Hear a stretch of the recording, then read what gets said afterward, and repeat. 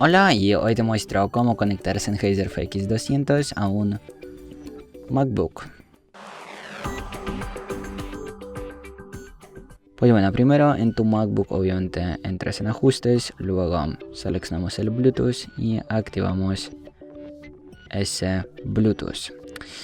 Ahora en nuestros auriculares abrimos el estuche, sacamos ambos auriculares y tienes que presionar aquí con los dedos hasta que aparezca aquí parpadeándose el color azul y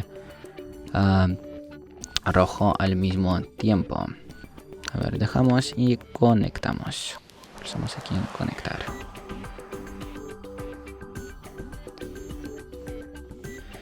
Y bueno, si os gusta el vídeo, si esta información ha sido útil para ti, deja un me gusta y no olvides a suscribirse al canal. Hasta luego.